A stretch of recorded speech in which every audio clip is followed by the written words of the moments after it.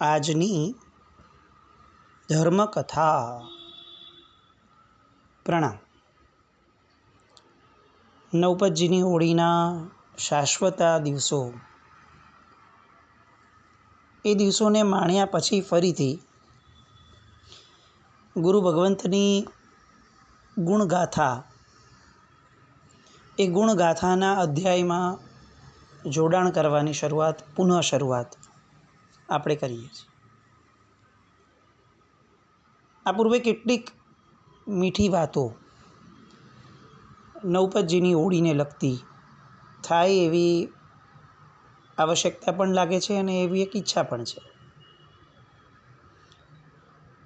પર્યુષણા જેટલા મહત્ત્વના છે એટલા આપણી માટે શાશ્વતા હોળીના દિવસો મહત્ત્વના છે કે નહીં, આવો પ્રશ્ન આપણે હોળીના આગલા દિવસે લીધો હતો. એવી અપેક્ષા ચોક્કસપણે છે કે આપણે આ દિવસોનું મહત્ત્વ સમજીશું અને સમજ્યા હશું. નવપદ આપણી માટે આંબિલ ઉપર આપણી મેજોરિટી લોકોની ગાડી અટકી જાય. કોકની લાંબી હોળી પણ હોય વર્ધમાન તપની, કોકની નવપતજીની હોળી પણ હોય. જે સૌથી મુખ્ય ધારા છે, આંબિલ પણ કેમ કરવાના છે? કારણ કે લુખ્ખું ભોજન આ ઋતુને અનુકૂળ છે. આ ઋતુની અંદરમાં જેટલા ઘી ગોળ વગેરે જાય એટલું શરીર પણ અસ્વસ્થ અને ભવિષ્ય માટે નુકસાનકારક બને એવી શક્યતાઓ બહુ વધારે છે. આ થયો શરીરનો ભાવ. શાસ્ત્રકાર ભગવંતો ફક્ત શરીરના ભાવ પરથી અટકી જાય એવું નહીં, પણ એ શરીરનું ધ્યાન રાખે એ પણ નક્કી. બીજો એક ભાવ, આ 9 દિવસો એ 9 પદના છે. એક એક પદ એક એક દિવસે. આ પદને આપણે સમજીએ, બિકોઝ આ 9 પદ જે છે એ જ મોક્ષ માર્ગ છે, એ જ ધર્મ છે. આનાથી બહાર નીકળી અને દેવ અને ગુરુ અને ધર્મ, આ 3 સિવાયનું એક પણ તત્વ આ જગતમાં નથી. આખો ધર્મ, આખી શુભતા આ વિશ્વની 14 રાજલોકની એ આ 9 પદમાં સમાયેલી છે. આંબિલની હોળીને બીજા એક માધ્યમ દ્વારા પણ આપણે લોકો જનરલી ઓળખીએ છીએ, એ છે શ્રીપાળ મૈણાનો રાસ. શ્રીપાળ રાજા અને મૈણા સુંદરી એ બંનેની યશોગાથાઓ છેલ્લા 20 લાખ વર્ષોથી આપણે, મોર દેન 20 લાખ વર્ષોથી આપણે બધા સાંભળતા આવ્યા છીએ. ઉપાધ્યાય વિનય વિજયજી મહારાજ સાહેબે પરમ ઉપકાર કર્યો. મહોપાધ્યાય યશો વિજયજી મહારાજ સાહેબે એ અધૂરી ઢાળોને પૂરી કરીને પરમ ઉપકાર કર્યો આપણા સૌ ઉપર, કે આપણે એ વાતોને એક સરસ મજાના ફોર્મેટમાં સાંભળી શક્યા. પ્રશ્ન, આપણામાંથી કોણ હતું કે કેટલા હતા કે જેમણે આ શ્રીપાળ મહારાજાના રાસને સાંગોપાંગ સાંભળ્યો? એ શબ્દોને, એ કાવ્યમય ઘટનાને, કે જે કાવ્યની રચના માટે શ્રી સંઘ કેવો લાલાયિત થયો હશે કે ઉપાધ્યાયજી મહારાજની પૂર્ણ નાદુરસ્ત તબિયત, એમના લગભગ અંતિમ સમયના દિવસો, અને તેમ છતાં પણ સંઘે વિનંતી કરી અને આગ્રહ કર્યો, પછી સાહેબ માન્યા. એ પણ એ શરતે માન્યા કે હું તો જ રચું કે કદાચ હું મારું આયુષ્ય પૂર્ણ કરી લઉં તો આ રાસ અધૂરો ન રહેવો જોઈએ. તો તમે પહેલાં કોઈક આ રાસના કેલિબરવાળા મહાત્માઓને પૂછી જુઓ કે હું અધૂરો છોડું, કદાચ છૂટી જાય તો એ પૂરો કરશે? અને સમકાલીન મહોપાધ્યાય યશો વિજયજી મહારાજ સાહેબ પાસે સંઘ ગયો અને મહોપાધ્યાય યશો વિજયજી મહારાજ સાહેબે પણ બહુ જ સરસ ઉત્સાહ અને ઉલ્લાસપૂર્વક હા પાડી અને એમણે આ કાવ્યને પૂર્ણ પણ કર્યું ચોથી ઢાળ દ્વારા. મહત્ત્વનો મુદ્દો આ કે જેટલા ઉપકારી ઉપાધ્યાયજી વિનય વિજયજી મહારાજ, જેટલા ઉપકારી મહોપાધ્યાય યશો વિજયજી મહારાજ સાહેબ, એટલો જ ઉપકારી એ સંઘ, કે જે સંઘને આવા ભાવ થયા. બહુ જ મહત્ત્વની વાત છે આ, કે શ્રી સંઘ એ રત્નોની ખાણ છે. આવી જે વાત પરમાત્માના શાસનની અંદરમાં વારંવાર બોલાઈ શ્રીસંઘ એ 25મો તીર્થંકર છે, આવી જે વાત વારંવાર બોલાય છે એ આપણને આવા પ્રસંગોએ ખરેખર રિયલાઇઝ થાય કે શ્રીસંઘના મનમાં આવો ભાવ ઉમડ્યો જ ન હોત તો આજે આપણે શ્રીપાળ કુંવરની આ બધી વાતો અને મૈણાસુંદરીની એક અલભ્ય કહી શકાય એવી આખી જીવનગાથા એને ઇન્સ્પિરેશન તરીકે આપણે કઈ રીતે મેળવી શક્યા હોત. એટલે શ્રી સંઘનો પણ એક અદ્ભુત અને અનુપમ ઉપકાર કે જે શ્રી સંઘના સભ્યોને ફક્ત ભાવ થયો એવું નહીં, એમણે પુરુષાર્થ કર્યો, એમણે ગુરુ ભગવંતોની પાસે વિનવણી કરી, આગ્રહ કર્યો, કદાચ કેટલાય ધક્કાઓ પણ ખાધા હશે, એ આજે આપણને ફળ્યા. એટલે આ એક બીજો આયામ શ્રી નવપતજીની હોળી માટેનો. અને ત્રીજો અને ઘણો મહત્ત્વનો આયામ, દરેક પદના કેટલાક ગુણો છે, એ દરેક ગુણ માટે એક એક પદ છે. દર્શન પદ છે, સમ્યક દર્શન પદ ફોર એક્ઝામ્પલ, તો સમ્યક દર્શન પદના 67 ખમાસમણા, બીજી વિધિ આવે 67 સાથિયા, એ પછીથી 67 લોગસનો કાવસગ્ગ, એ રીતે વિધિઓ ચાલે. તો એ 67 શું છે જે આપણામાંના રેયરેસ્ટ લોકો, કદાચ આંગળીના વેઢે ગણાય અથવા બહુ ઓછી સંખ્યા જેને કહી શકાય શ્રી સંઘની, આખા શ્રી સંઘની અપેક્ષાએ, એવા કેટલાક મહાપુરુષો, મહાન વ્યક્તિઓ, આરાધક આત્માઓ એ આ ગુણોને આધારિત આખી વિધિ કરતા હોય છે. નવપતજીની આરાધનાનું કેન્દ્ર આ છે. એક એક ગુણ વાંચવા જોઈએ. આપણે નવપતજીની હોળી પૂરી થઈ, કદાચ એ સમયે ન કરી શક્યા, કંઈ જ વાંધો નહીં. જો ગુણ વાંચશું તો આપણને ખ્યાલ આવશે કે આ ગુણો જ કેળવવા લાયક છે અને આ ગુણો કેળવવા એ જ મોક્ષ માર્ગ છે. આપણે માટે સમ્યક દર્શનની વ્યાખ્યાઓ કેટલી બધી અવેલેબલ છે. એટલે આપણને કન્ફ્યુઝન થાય કે યાર એક્ઝેક્ટ સમ્યક દર્શનની વ્યાખ્યા શું? દરેક વ્યક્તિએ અલગ અલગ વ્યાખ્યા આવે છે. તો ઓથેન્ટિક વ્યાખ્યા કઈ ગણવાની? તો ચોક્કસપણે જવાબ નીકળે કે સમ્યક દર્શન પદ જે છે એ સમ્યક દર્શન પદના 67 બોલ દ્વારા ખ્યાલ આવે કે આ જે પદો છે જેના આધારે એ બધા જ પદો એ સમ્યક દર્શનની વ્યાખ્યા છે. સમ્યક ચારિત્ર એટલે શું? આપણી દ્રષ્ટિએ દીક્ષા એટલે જ ચારિત્ર જીવન છે. આ આખા 70 ગુણો ચારિત્ર ધર્મના, એમાંનો ખાલી એક ગુણ છે દીક્ષા. બાકી 69 અલગ અલગ ધર્મો છે કે જેને ચારિત્ર કહેવાય. કેટલી નવાઈની વાત છે. આપણામાંના ઘણાને કદાચ આ વસ્તુ સરપ્રાઇઝિંગ બી લાગશે. કેટલા બધા એવા ધર્મો છે કે જે સમ્યક દર્શનમાં પણ છે અને સમ્યક ચારિત્રમાં પણ છે. આપણને એવું લાગે કે સાધુ સાધ્વીજી ભગવંતો, આચાર્ય ભગવંતોની વયાવચ કરવાથી કેટલો મોટો લાભ મળે, અને કેટલાક ગુણો વાંચીએ તો ખબર પડે કે શ્રાવકોની વયાવચ એ પણ ચારિત્ર, સમ્યક દર્શન, આ બધા પદોના ગુણો છે, એમાં પણ એટલો જ લાભ કીધો. આ બધી કક્ષાઓ, આ બધા ઊંડાણ, આ બધો વિસ્તાર જો આપણે નહીં સમજીએ અને ફક્ત આંબિલ પર અટકી જશું અથવા બહુ તો શ્રીપાળ રાજાના રાસ પર અટકી જશું અને આ બધું વાંચન નહીં કરીએ તો પરમાત્માના શાસનનો વિસ્તાર આપણે નહીં જ સમજી શકીએ.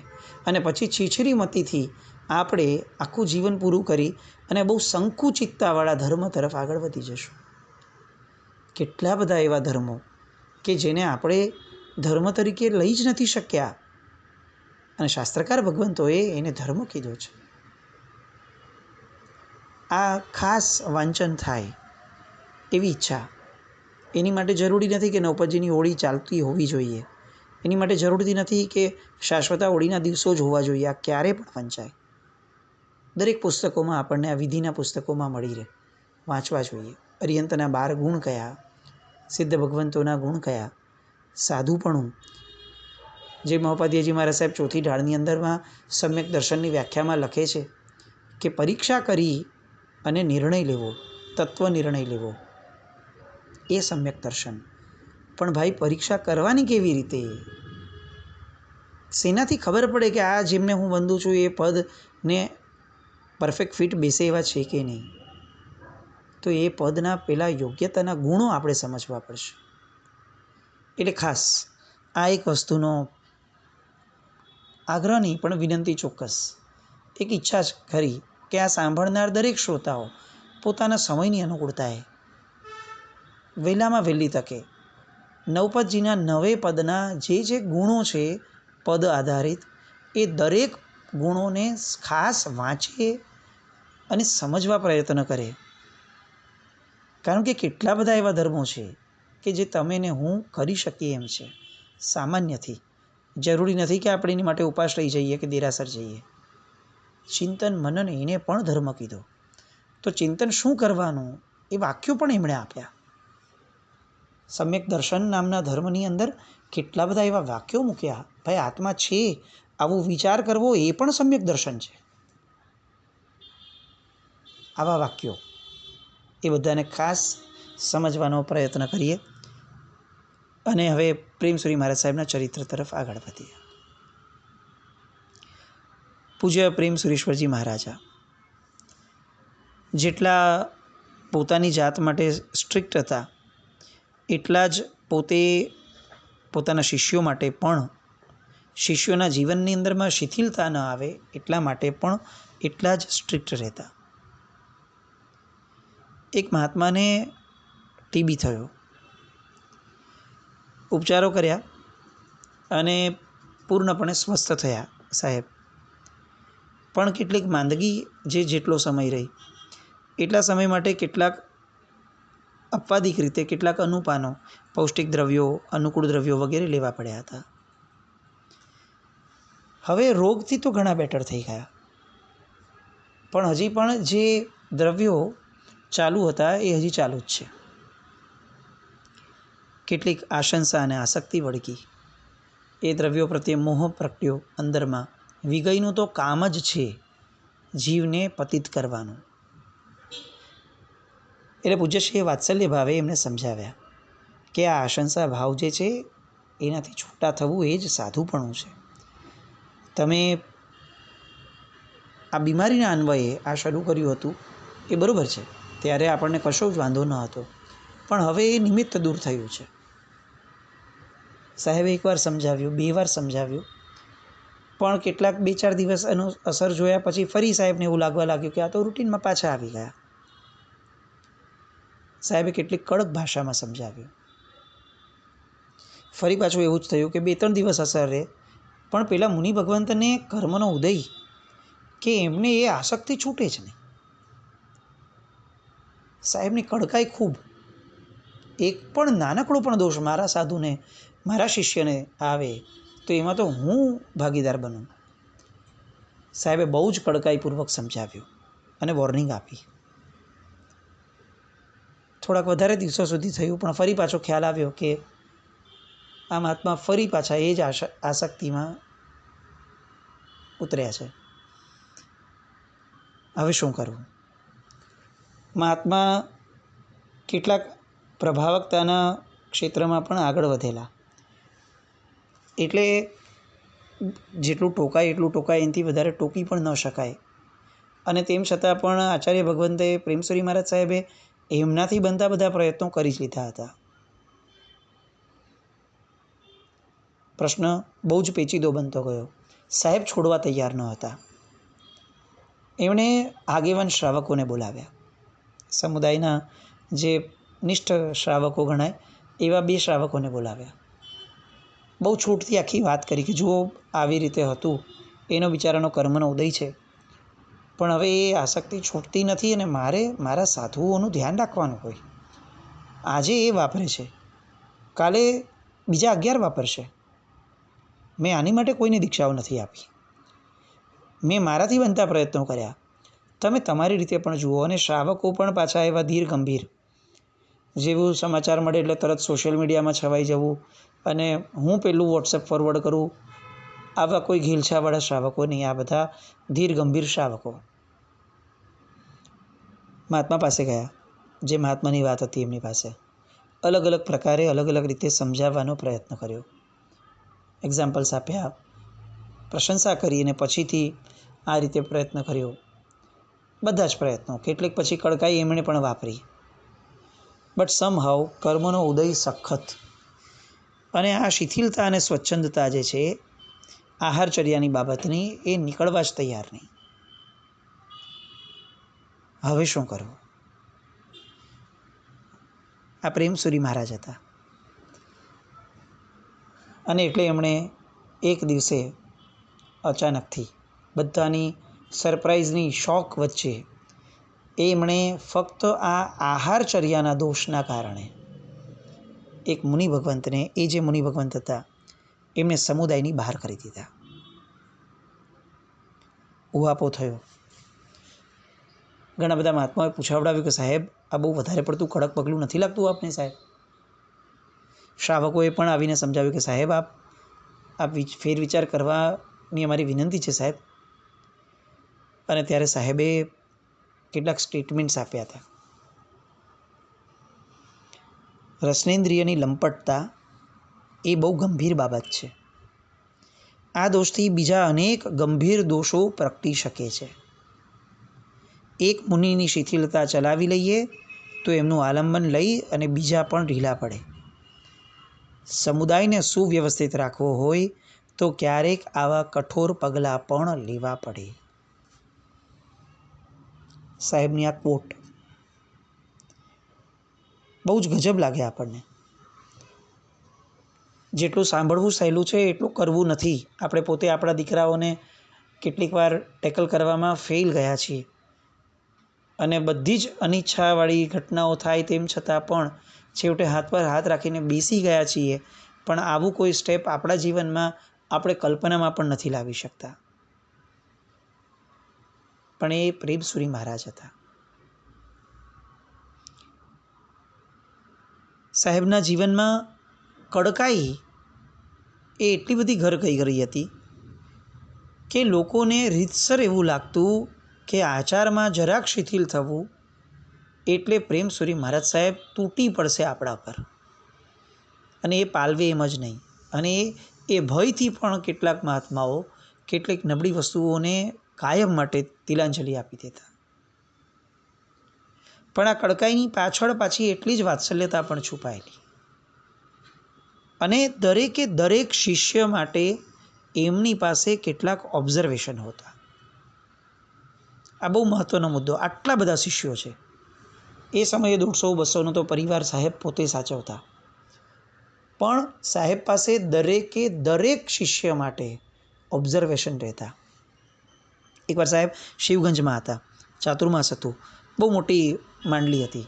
એટલે ઘણા બધા મહાત્માઓ સાથે હતા. એટલે બધા જ મહાત્માઓએ વિનંતી કરી ભેગા મળીને કે સાહેબ કંઈ હિત શિક્ષા આપો. એટલે સાહેબે જે જનરલ હિત શિક્ષા આપી બધા મહાત્માઓને, બહુ જ પ્રભાવિત થયા બધા મહાત્માઓ. ઘણું શીખવા મળ્યું કરીને. અને હિત શિક્ષા પૂરી થતાં બધા ઊભા થયા ત્યારે સાહેબે એક મહાત્માને અલગથી બોલાવ્યા અને એમણે કીધું કે જુઓ, તમારે હંમેશા સાધુઓને પ્રેરણા આપતા રહેવાનું. બીજા સાધુઓને, નંબર 1. નંબર 2, તમારે છે ને ઉપમિતિ ગ્રંથને વારંવાર સ્વાધ્યાય કરવો. તમે જ્યારે ઉપમિતિ ગ્રંથ ભણતા હતા, ઉપમિતિ ભવપ્રપંચા ગ્રંથ, ત્યારે મને આ ખ્યાલમાં છે કે આ તમારો ગમતો વિષય છે એટલું જ નહીં, તમે એના ઊંડાણમાં જઈ શકો એ રીતની દિશા પણ તમને સ્ફુરે છે.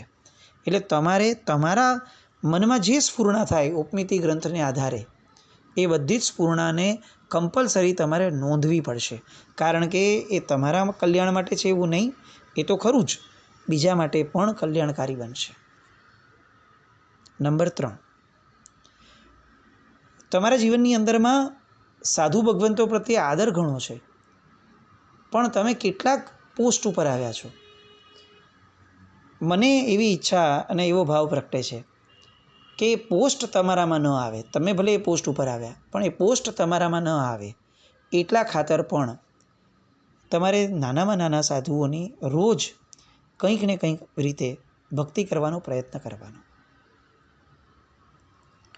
નંબર 4, તમારે રોજ પોતાની સાથે બેસવાનું અને પોતાના આત્માને બોધ આપવાનો તમારું ચિંતન મનન બહુ સારું છે. એટલે તમે બહારની દુનિયાની એ જાકમ ઝાડમાં જવા કરતાં તમારા આત્મા સાથે બેસો, એ તમારી માટે બહુ ઉપકારક બનશે. અને નંબર 5, તમે જે પણ કાંઈ લખો એ બધું જ ભાનુ વિજય મહારાજ સાહેબને આપવાનું અને એમની પાસે એકવાર વંચાવી અને થ્રુ કરવાનું. દરેક વ્યક્તિની કક્ષા, જેવું પાત્ર એવી પ્રેરણા. આ પૂજ્ય પ્રેમ સુરેશ્વરજી મહારાજાની એક અલગારી વ્યક્તિત્વતા, એમની આ વિશેષતા. જેમ સામૂહિક વાચના કે હિત શિક્ષા પણ બધાને અનુલક્ષીને અપાય, એમ વ્યક્તિગત રીતે પણ હિત શિક્ષા આપવાનું એક જબરદસ્ત ગુરુપણાનું આ કાર્ય પૂજ્યશ્રીના જીવનમાં ઘૂંટાયેલું હતું. આવા બીજા પ્રસંગો અને આ ગુરુપણું શું છે, પ્રેમસુરી મહારાજ સાહેબના અન્વયે મુખ્યતઃ આપણે એ સમજવું છે કે ગુરુપણું એ કેટલી મહાન ઘટના છે. એ ગુરુપણાની વાતો આવતીકાલે ફરીથી જોઈએ. જીના આજ્ઞા વિરુદ્ધ કંઈ પણ બોલાયું તો મિચ્છામિ દુક્કડમ. જૈનમ જયતિ શાસન.